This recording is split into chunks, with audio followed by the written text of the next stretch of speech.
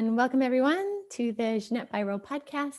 I'm Ginette Biro, and I'm so excited to be able to introduce to you guys an amazing guest on the show today who has a wealth of information to share. And on top of the education she has behind her, she's just an awesome person. So Shannon Takacs, so happy to have you here today. Welcome to the show. Such an honor to be here, Ginette. So happy to be here today with you. Awesome. So listen, you are an educator of all things with death, dying, grief, and loss. And so you are a death doula, meaning you really can help people move through the process of death, dying, grief, and loss. But that's not what we're talking about specifically today, which is cool because it all relates. We're talking about astrology today, but we're talking about why this is important and why it relates to the death doula work that you do, because what you also offer is you offer birth chart readings.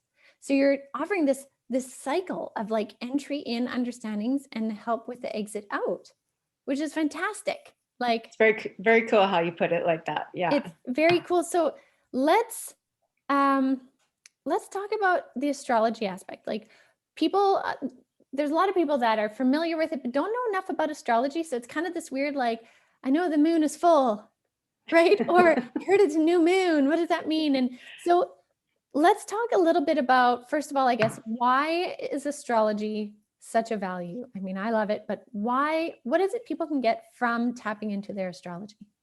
Yeah, that's a really great question. And sometimes a little bit hard to be succinct in a reply to that. I took a deep dive this fall. I was always curious about it. And when I started taking a deep dive and learning not only my chart, but also how to read birth charts, I just realized that it was a really unique way to access perhaps things we already know about ourselves, but we don't really put words to it. For instance, for my chart, I realized there was a really strong flavoring of Aquarian, being an Aquarian, but that is not, I thought, in my chart. But with the Aquarius flavoring on my chart, it's really a rebel. And as soon as someone said rebel, I was like, hell yeah, that's me ever since I was young. Yeah. So I think it's just a really nice, a different communication about perhaps things we already know about ourselves, and then perhaps things we don't know about ourselves. And that's just the natal chart. So that's just the activity of what was happening the moment you were born. Then if you want to get all crazy, then you can start talking about the active planets flying around in the sky. And that's where all the fun stuff comes in, like the full moons and the new moons and the great conjunction that we experienced in December that you talked about on your podcast, you know, so that's when it really gets juicy. That's awesome. You know, and it's funny because the more that I've learned about astrological alignments in the last decade or so, the more I've realized the immense impact they actually do have, and how, because before, like growing up, my mom used to always read horoscopes, right? She'd be like, this is your horoscope. And it was just a fun thing we would do. She'd read it in the paper whenever it would come out weekly. But what I learned is how intricately connected all pieces are of the star alignments, the planet alignments, when we come in, when our soul decides to come in. Like, there's so, like, it's such an intricately woven tapestry when you look on the back end, right? You look at the back end of the tapestry and it's a confusing mess.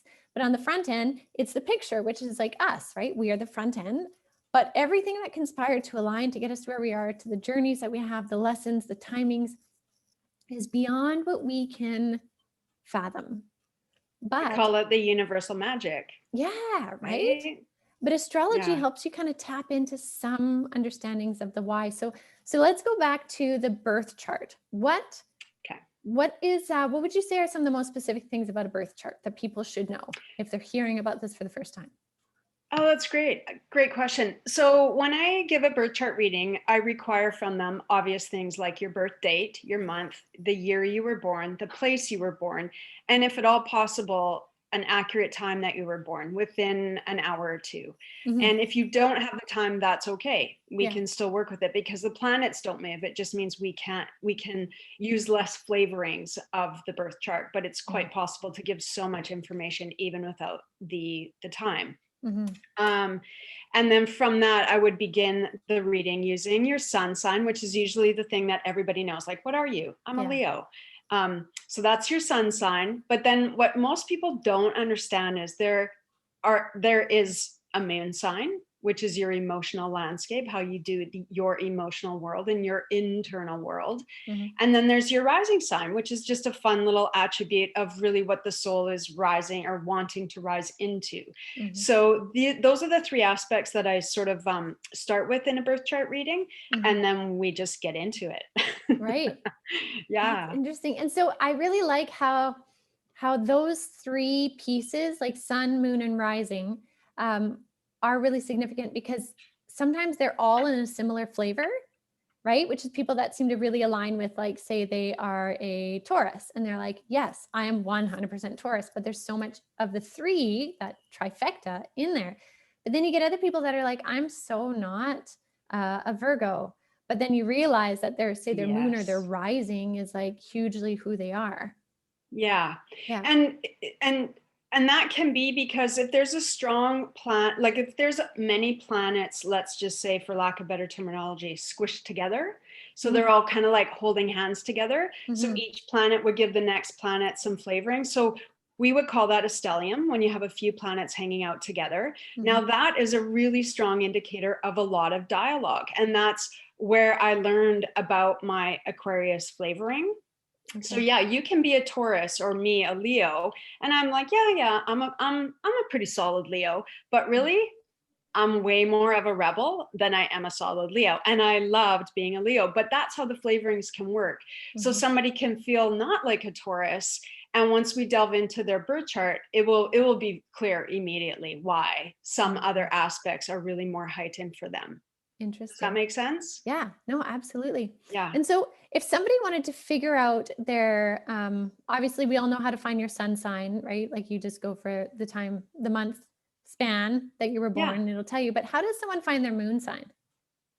Oh, that's interesting. There's a bunch of websites online. Like you could just punch in birth chart information. I think I did that even a few years ago when I think it was Shannon Nicholas. Yeah. She was talking about your rising sign. I thought, oh, I wonder what my rising sign is. So I think I just punched my information into a website out in the Ethernet and so people can find it.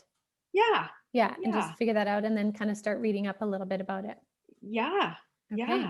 Okay. So from a birth chart reading, like when I leave somebody at the end of the reading, I say, now, if you're, usually people that are getting a birth chart reading are kind of curious about astrology. So I say, okay, you know what this means now. You don't just get to Google your Leo, or you don't just get to Google or read your horoscope of your Taurus. You have to read X, Y, and Z, because this is a strong flavoring in your chart, and it will be indicative of these reasons. Like look for, like when you're reading it, remember, we're talking about your emotional landscape, and it's not so much about your personality, but just read it in the essence of like, it's your emotional landscape. So yeah, they get to go home with like way more reading and way more fun when they're just reading their horoscope, quote unquote. I love that. That can be like, you could say that would be like in a tarot card reading, or say an oracle card reading. Instead of getting one card, you can get 3 cards. Right? If you know your sun, moon, and rising, then you get 3 cards to explain something. But if you know your whole chart, then you get like a 7-card spread or whatever, right? Like great analogy. Yeah. Yes. Okay. I like that. So start with your sun, like 1 card, start with 1, and then build on it.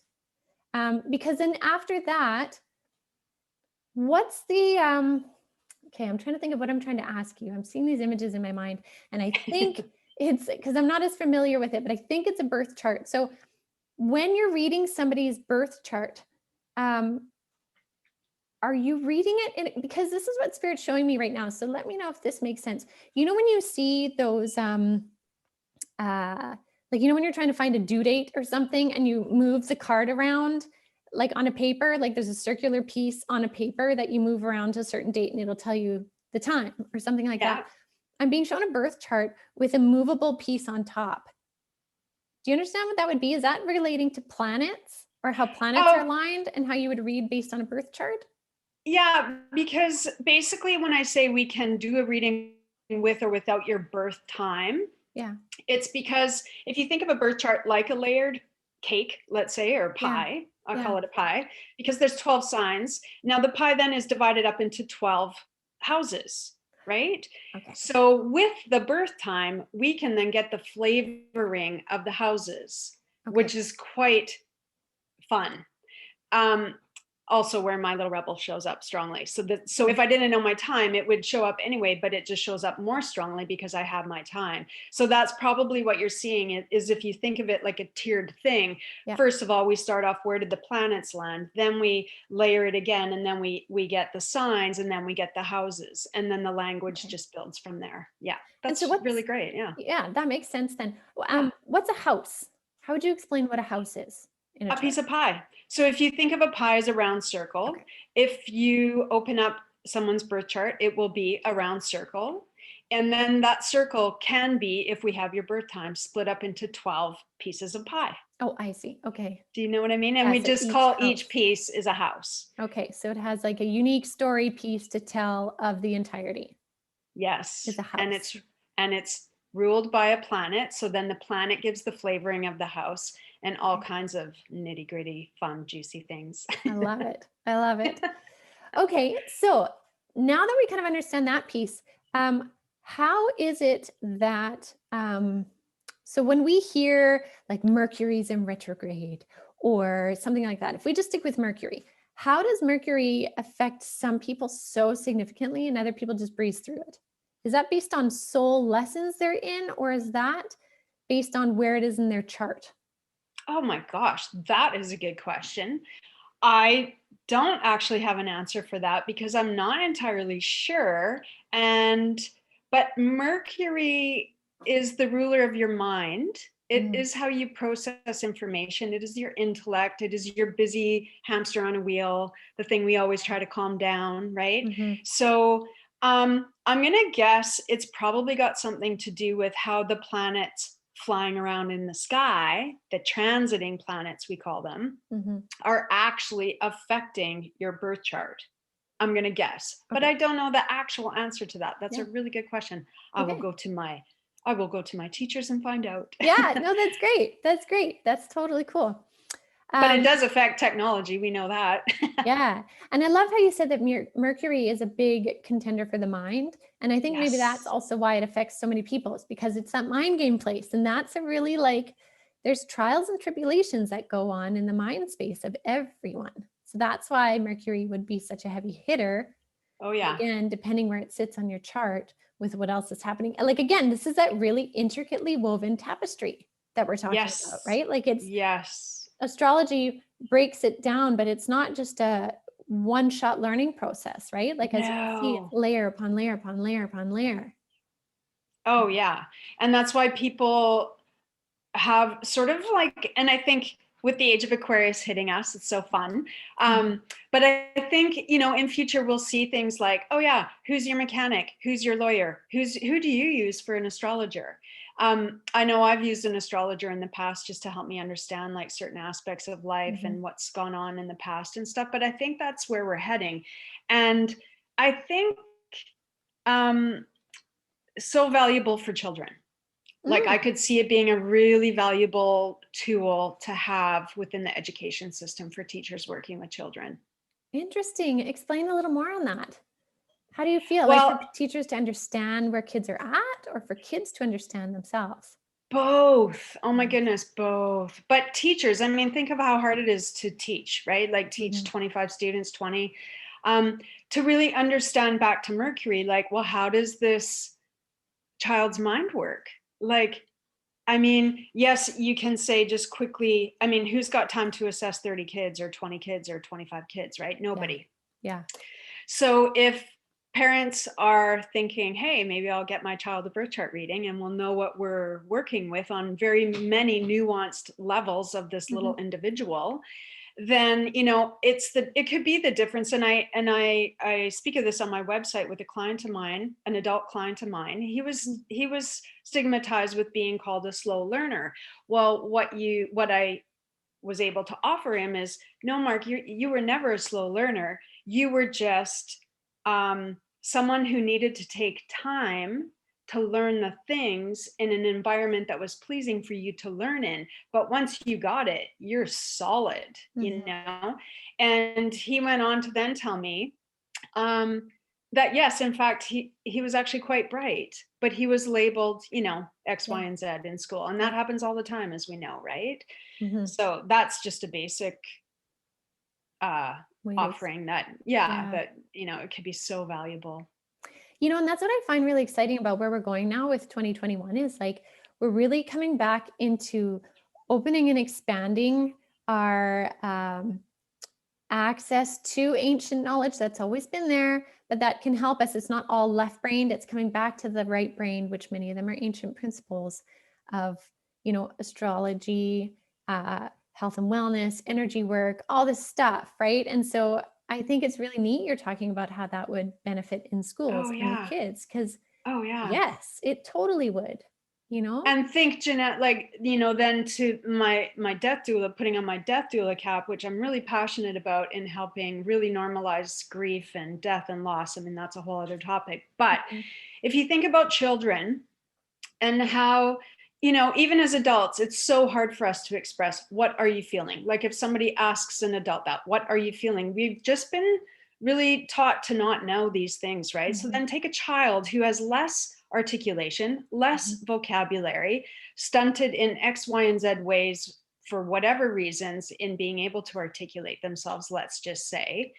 And so let's just talk about something that could be happening emotionally for a child. Divorce is the ever common theme of children's lives, right? So how are these children handling their emotional body? How are they dealing with the grief of the splitting up of the family, of having to go back and forth to two separate homes, watching conflict unfold with their two parents, let's just say worst case scenario. So that's how I see using a birth chart reading as a really invaluable tool for parents to say, okay, how is your child doing with their grief? I mean, that's a loaded question on a good day, right? But if you can just have a little bit of a sprinkling of an idea of like, well, you know what? Their moon is in Capricorn, good chance they're not going to let you see it. And here's why, you know, and then go into what I see in their chart. I mean, I just think the world could really benefit from that knowledge for children. I mean, I'm passionate about kids and love all my kids. So yeah, any chance to help them is just wow.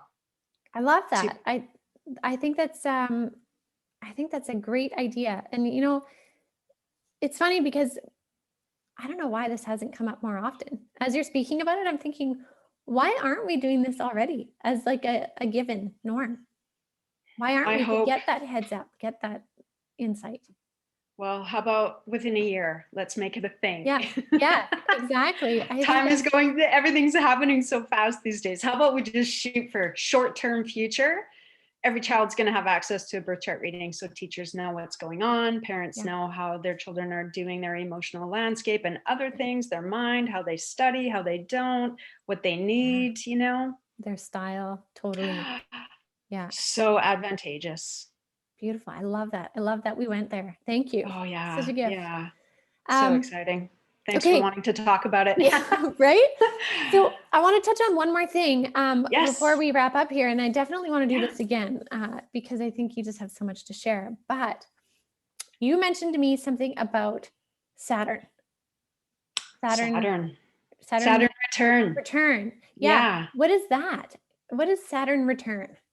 That's a really great question to end on. Okay, so Saturn revolving in the sky, like Saturn, the planet Saturn is the ruler of, well, it's our disciplinary body. How I was taught, it's like the old school principle that when you don't do your homework and you get sent to the office in school, and it's the principal who's poking his finger at you saying, sit in the corner. So it's a disciplinary, it's quite serious. Saturn has life lessons, they would say, in your chart. So whether you're avoiding what you came here to do or leaning into what you came here to do would be indicative of the Saturn return. So it every 7 years there's a cycle within your chart. So you know, you've heard the 7-year itch. Yeah. Okay, it probably stemmed from Saturn. Okay. Saturn squaring. So basically Saturn in your natal chart. But what we are talking about is the transiting Saturn, the one flying around in the sky, how it is hitting your natal chart. So there's a squared position against your natal Saturn. There's an opposing position. There's another squared position. And then the Saturn return is when the transiting Saturn is holding hands with your natal Saturn. So basically we call it a conjunction, where they're sitting next to each other or on top of each other. Yeah. And usually it is offering transformation, emotional, physical, all kinds of things happen around a Saturn return. Right. And that's how I begin my birth chart readings, is I'm able to see when those cycles were happening for somebody. And then I start the dialogue of their chart reading with, tell me what happened in these and these dates. Something significant, transformative happened. Can you tell me what happened in 2010? Yeah. And the fun thing is about astrology is you don't have to believe it for it to work. So far, everybody, when I give them the dates, they always have something to share with me, like, oh, that's when my first dog died when I was 14, or that's when my favorite grandma, or I love the ones that aren't so much about, like, say, death and loss, even though I love talking about death and loss. Yeah. Death Yeah. doula. I love the ones that are emotional transformation. Like, I had one client say to me, that's when I really came into myself. I remember thinking, I'm going back to school. I'm doing that thing that I always wanted to do. And I was like, oh my gosh, like that. And she said it right away. Like, she didn't even have to think about it. I gave her the year and she was like, oh yeah, that's the year I totally came into myself. And I'm like, it just gives me goosebumps repeating the story. So that's Saturn return. I don't know if I explained it very well, but no, you did. Okay. Because it is a transformative time. And so the reason why I'm bringing this up is because you mentioned it to me yesterday, right? You're like, I'm curious about your Saturn return and what happened to you around this and this date. It was like 2010.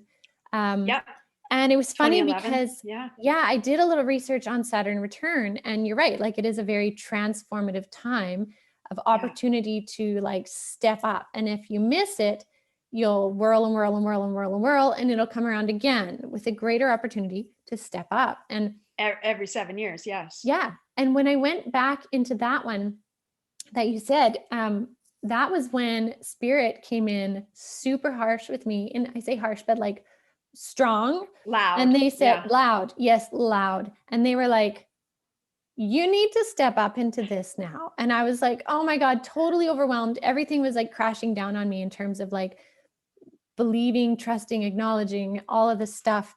And it was super deeply, massively transformative into getting me where I am today in this moment.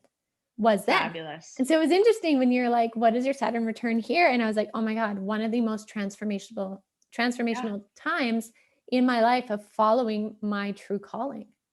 Amazing. Yeah. Amazing. I wondered what it would be. I wondered if it would have to do with your work or your gift. Totally, I would rather call it a gift. Yeah. It was like amazing. Like in my face, happening all the time. And they're like, are you going to use this or not? Are you going to step up or not? And it was like, I was trying to, keep it on the side while I was being a kinesiologist and, treating people and working with people, personal training, but also seeing all this stuff happening and feeling all this stuff and seeing them in colors and knowing they're feeling this without, like, everything was crashing at the same time. And it was like, are you going to step up or not? Oh my gosh. Right? So, yeah. That was all happening when you're trying to work on people. Yeah. Yeah, it totally was. I was like, oh my God. What do I do with this? I know. I was like, why is this person's shoulder dark, murky green? And I think they have the flu, but they don't know it yet, And then by the end of the session, they're like, my shoulder hurts so bad and I feel really sick. And, like it was crashing of worlds where I'd kept one at bay, right? It kept the spirit side kind of like, well, I know I noticed some things and I know I feel this, but I'm trying to be normal human. Yeah. Right. And then it was just the spirit world was like, or Saturn was like, I'm coming for a visit. We're going to have a good heart-to-heart talk here. Yeah. And what are you going to do about it? And so I can just see that was very transformational. And I look at where I'm at now and I see how powerful Saturn, like you're saying, is. Amazing.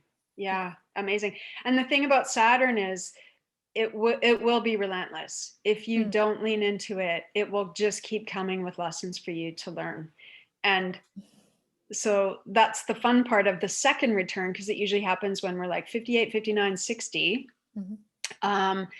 So one would think if you're, staying growth oriented and things like that, like you're really, trying to improve your life, you can kind of wonder like, oh, I wonder what's going to happen for my Saturn return when I'm that age. Like if I'm really doing the work and, following what I should be following and doing what I should be doing, like the path, right? Yeah. Then it can just be exciting.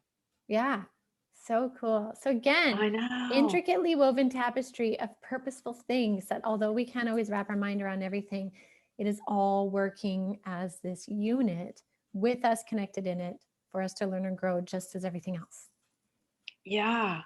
Right? Yeah. And with the reading, like I'll come back to, how I say some things to some people resonate so strongly with them. It's an attribute they know they carried. But yet sometimes I'll just say a certain sentence, like, can you speak to this X, Y, and Z thing? And they're just gobsmacked. Like, oh my gosh, that has been a theme my whole life, in a negative way or in a positive way. And just putting words to what you already know is somehow just so validating. Amazing. It really is. Like, it sounds corny when you don't understand it, but it really is a permission slip to be yourself, which you think, heck, I'm myself every day. Like, what are you talking about? But deeply be yourself. Like, I now own my rebel. I'm like, oh yeah, right. No wonder I'm 52, living alone, have a dog and a cat and no kids, no ring on this finger. And I just think, oh, that's so funny. Of course I'm not married with children in a white picket fenced situation, just one little aspect, but it's just, we just own it. I love it. Fly my freak flag. Yeah, it's great. Well, so this has been really great. And so I just want to make sure that if people want to book a birth chart reading with you, they can do so on your website, right? Correct. ShannonTakacs.com. I'll put the links below so everybody will be able to click into that. And you also have all your information on death doula work and your, how you can educate people on all of that process as well and how they all connect. Yes. And it's a work in progress, that beautiful website of mine. So love it. But send them to the website and then just reach out via email and book a birth chart reading. It's fabulous. It's awesome. So informative. Yeah. Yeah. Well, this has been so great. I really appreciate you taking the time. It's been fun. Goodness. Thanks for having me. I love talking about all this stuff. It's so fun. Great. We'll definitely have to do it again and get into a different subtopic in this whole realm of goodness. Yeah, like overlapping two charts. Oh my gosh. And the dialogue. So much more. We'll save it for another day. Yeah, definitely. Okay. Well, thank you so much. And we will chat with you soon. Thanks, Ginette. All right.